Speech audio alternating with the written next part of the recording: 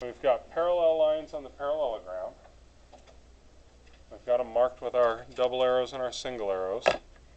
Hey, quit cheating. It's right here. I'm just giving you a hard time, Dylan, because it's fun. All right. Dylan, that was not 15 seconds. Yeah, man. Okay. All right, so these two are parallel. These two are parallel. What else do we know about a parallelogram? What else could we say about these two sides, or these two sides? They're equal. What's the geometric word for equal? Congruent. So this side and this side are congruent. The little hash mark means congruent or equal. And so this side and this side are also congruent. So I think that's most everything we could say about the sides. Is there anything else we can comment on? What angles are equal? All of them? No, I don't think so.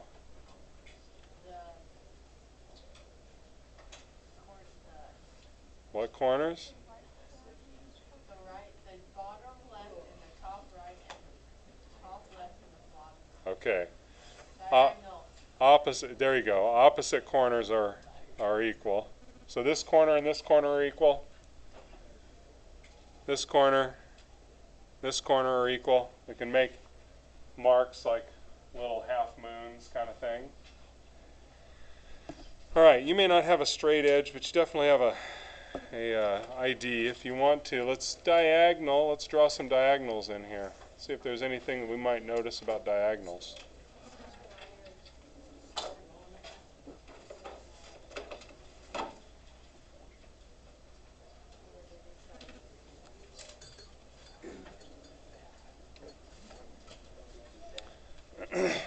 Now,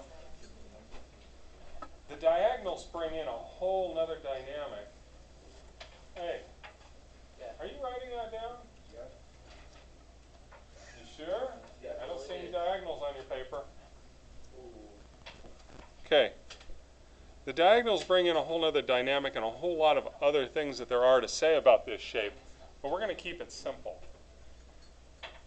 On the diagonals of a parallelogram, the diagonals bisect one another. What does it mean to bisect something?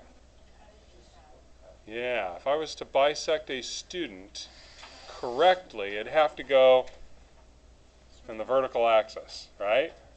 Right? Because if I bisect you this way, you're probably not going to be perfectly equal. Yeah? And if I tried something like that, somebody'd probably turn me in and I'd go to jail. Okay? But you'd have a cool story. I would. I would. Hey, what are you in here for? I bisected a student. And if you're not careful, I'll bisect you too, right? I'd be king of the jail yard. All right. So what that means is this piece and this piece are equal from the center where they connect. This actually is the center of the shape, and then this piece is equal to this piece. And since I've already used 1 and 2 and 3 hash marks, I have to just keep using more hash marks. And that's enough. There's a whole lot of other stuff there, but that's enough. All right. Is everybody with me? Okay, let's go to rectangle.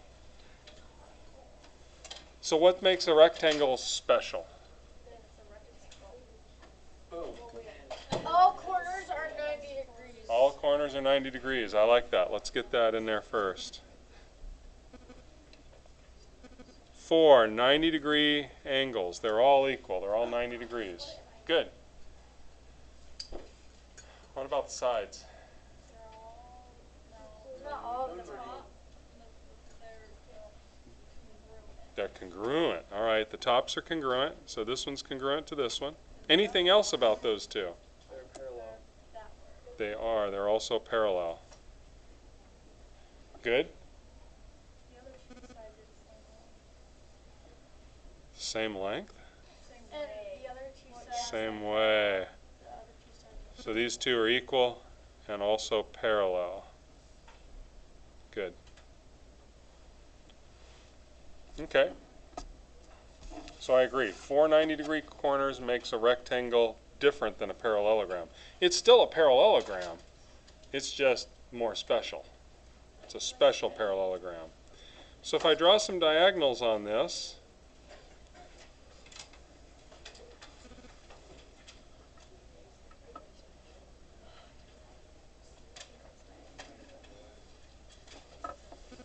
something kind of special happens.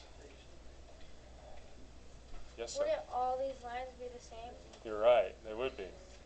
So all of these pieces are the same from that intersection. So one isn't longer than the other. They're all the same. Oops, they do bisect one another. And they make both lines. So if all these pieces are the same, what could you say about this diagonal and that diagonal?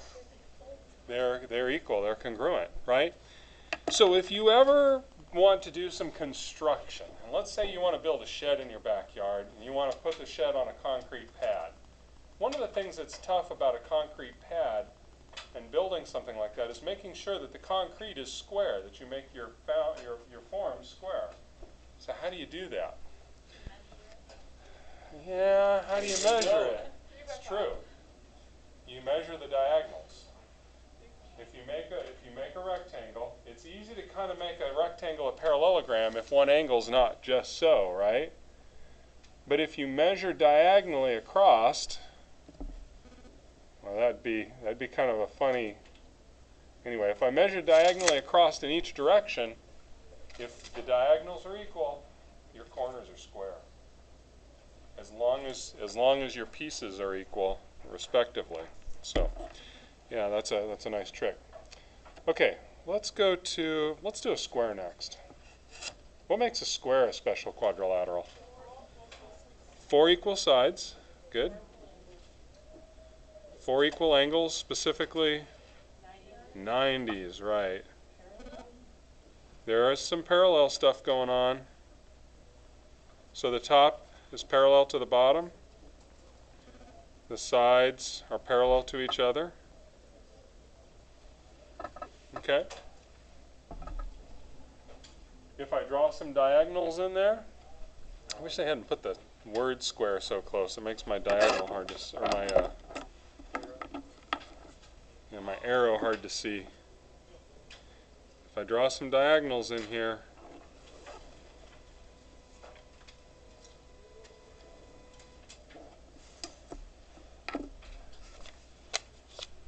I'm betting there's even more special stuff going on.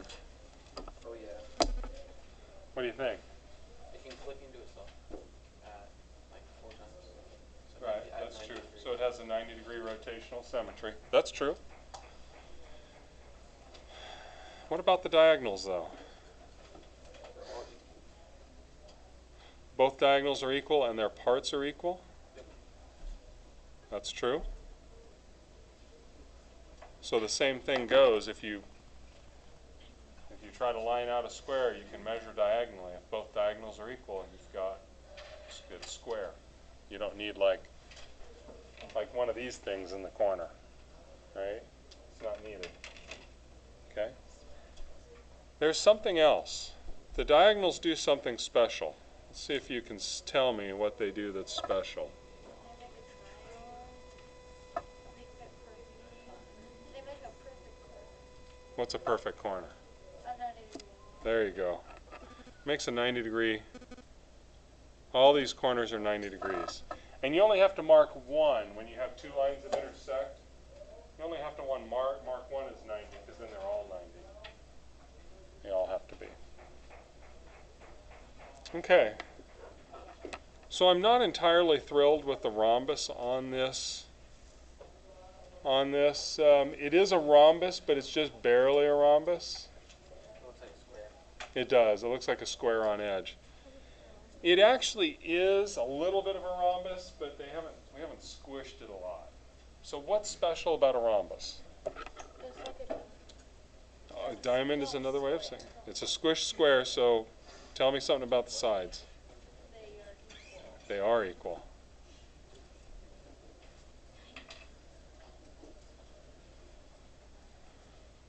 What about the angles? They're all the same. Wrong. No.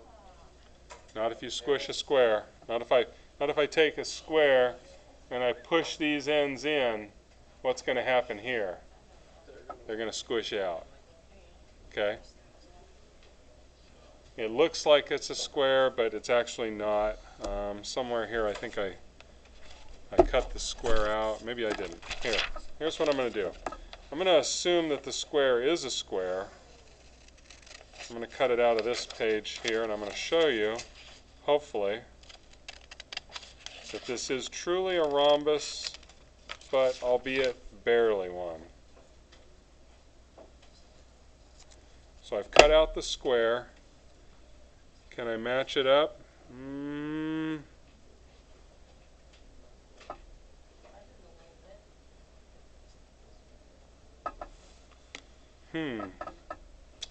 Well, let me try this.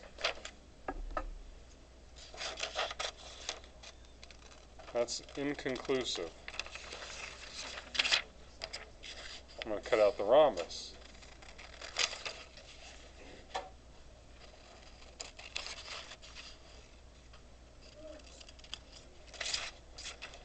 I tried my best to cut on the lines, but my third grade teacher might be upset with me. Okay, this way they match, right? What if I turn it 90 degrees? Do they still match? No. Exactly? No. So it's a little bit squished, but not much. So what if I squish it a little bit more? If I squished it a little bit more, it might look more like this.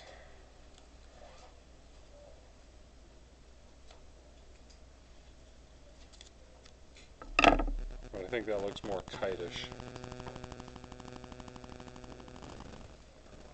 Tell me something about this angle and this angle. They're the same. What about this angle and this angle? They're equal. But are all four angles equal? No. So opposite angles are equal, not 90s.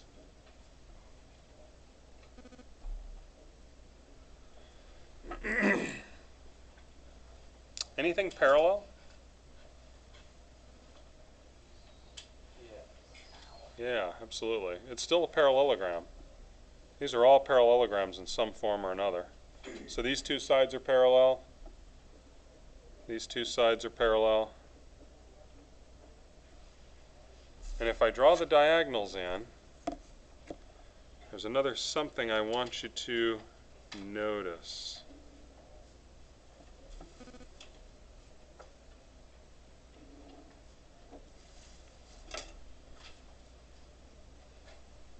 Okay, again, not the greatest drawing. Imagine this is squished in a little bit more and these are pushed out a little bit more. Okay? If you can do that, tell me something about this piece and this piece. They are equal. They do bisect. So this is equal to this. And what about this piece and this piece?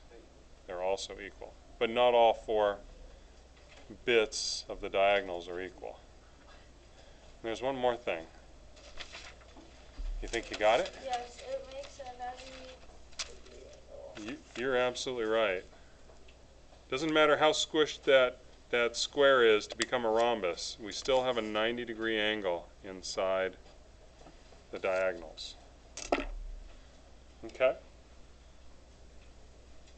So a square and a rhombus have perpendicular diagonals. All right. You guys ready for the trapezoid side? Okay.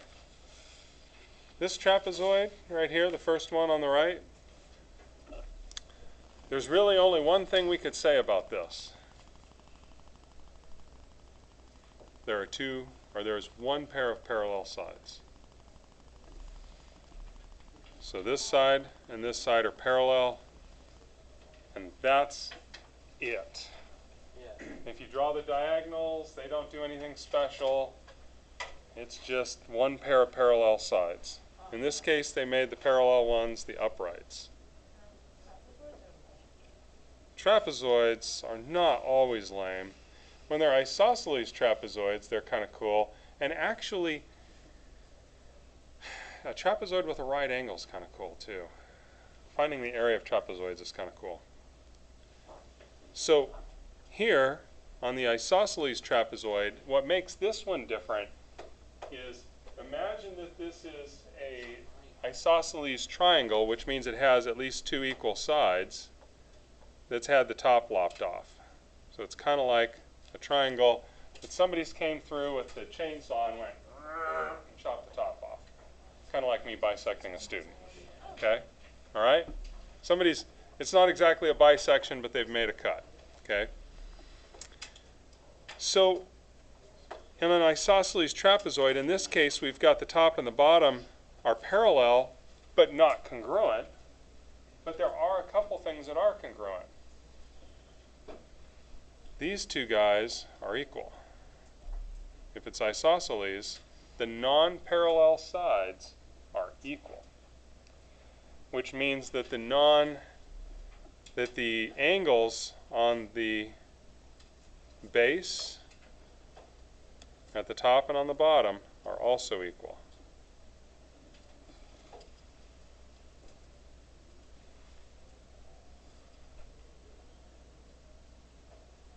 So I've got one pair of equal sides and a pair of parallel sides that are not equal. And if I draw the diagonals in, I get something else.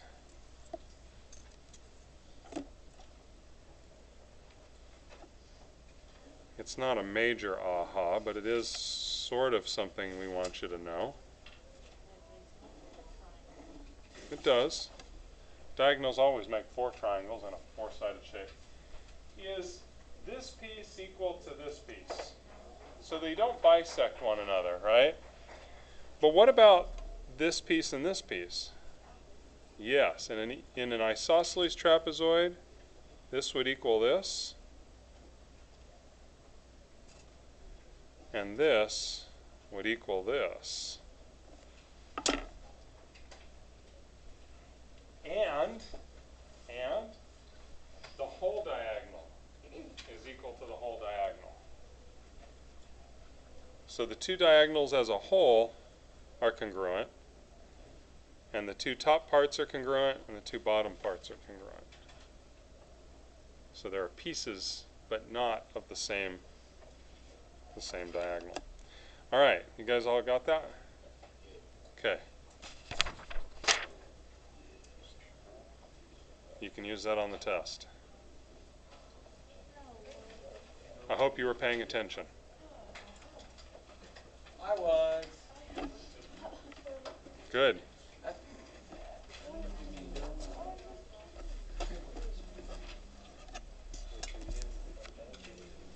I hope you don't need it, but you can use it on the test. All right. So here's what we've got. We need to talk a little bit about the assignment today, and I have a quiz for you.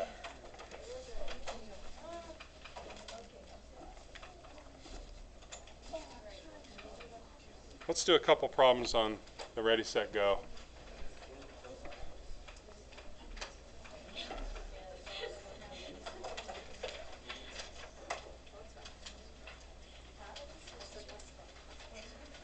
So this is like the last page, I think, inside of the last page. Okay. So, review Monday, test Wednesday. For those of you that are going to be gone on Monday, no exceptions, test Wednesday. Okay? All right? Dylan, take notes. Get ready for that test. So what do you know about two figures if they're congruent? What do you mean they're equal? They're the same shape? Same figure, okay. They're the same figure. I like that. I'm going to say they are the same shape and size.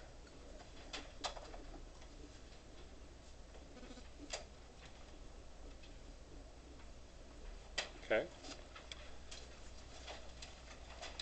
And And what do you know about two figures to be convinced that the two figures are congruent? Think they are. Well, I know what I would need to know. That all sides and angles are congruent. All corresponding, that's a special word that we haven't really talked about yet, but I'm just going to say all sides and angles, how about I say matching? That's a less fancy word for corresponding. And angles are congruent.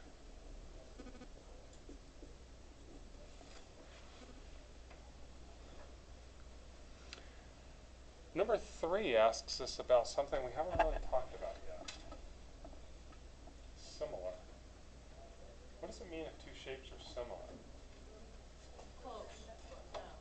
Close but no? Like, Same shape but different size.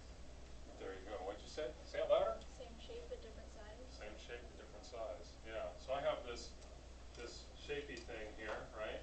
That's not a shape. Yeah, you like that? If I draw the shape on the inside, I draw the shape on the outside, it's getting a little wiggly.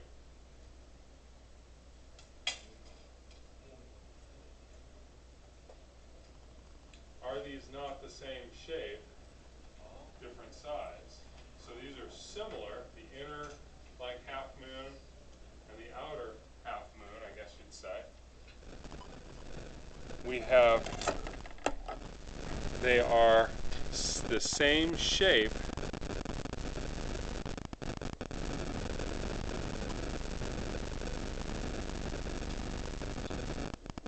but different sizes.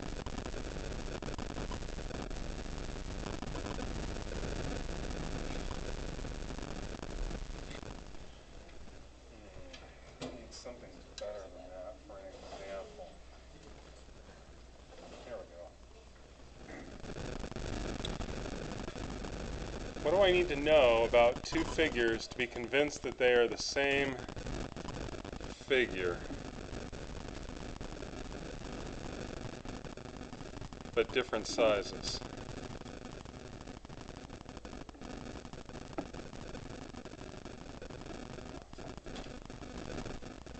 I just drew two triangles, one on top of the other. Do they have the same lengths? Is this leg the same as that leg? No. So the length of the side is different. What's the same? What makes the shape the same? The angles, right. So this angle and this angle are equal. This angle is equal to itself, and this angle is equal to this angle. And in this particular drawing, they may all be the same, but the matching angles are equal.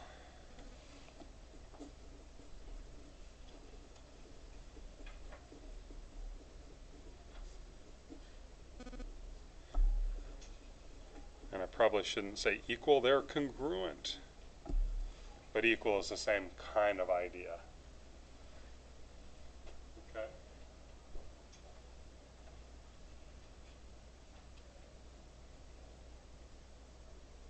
And then here, just I want you to think about what sort of a quadrilateral would have rotational symmetry of 180 degrees. One has what has 90. You guys got that? I want to go into the next page and look at the next page because it's going to ask a question that we just haven't done it quite the same way. So look at number 13. No, let's look at 14. It's giving us 2 points that we could put on a graph and then find the distance between them. Now there's a formula for this that I haven't given you, partly because, well, I hate it. Okay? I think there's a better way. And I think that they think there's a better way too, because they're not asking you to use the distance formula here. But it does ask for slope. So it's been a while since we've done that. Remember, it's change in y. So from -1 to +7, how much change is that? 8. Good. Yeah, it's +8. And change in x from 7 to 11? That's 4.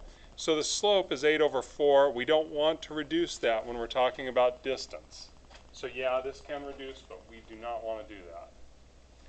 So what I have is rise over run. So I've got a triangle that looks like this.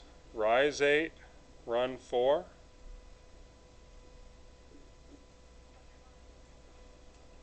And the distance between these 2 points is going to be what we figure on the Pythagorean theorem here. So the 2 values that you get for slope are always going to be the 2 short legs of a right triangle. They are always 2 short legs of a right triangle. So this is always going to be A and B, or B and A, whichever way you want to put that. So the distance is going to be 4 squared plus 8 squared equals the distance that you're looking for, C squared. You'll always be finding C when you've got 2 points like that. So let's see, this is 16 plus 64. And if I add those 2 together, I get 80. And what's the next step to solve this? Square root, yeah. And if you take the square root of that, you're going to find that you get some weird decimal. It's almost 9, but not quite. What, 8.9-ish? Something like that. But I'm okay with just saying the square root of 80 equals C. So here the radical and the square cancel. On the other side, they don't really. You can say 8.9, whatever that is, but square root of 80 is fine too. So, test on Wednesday.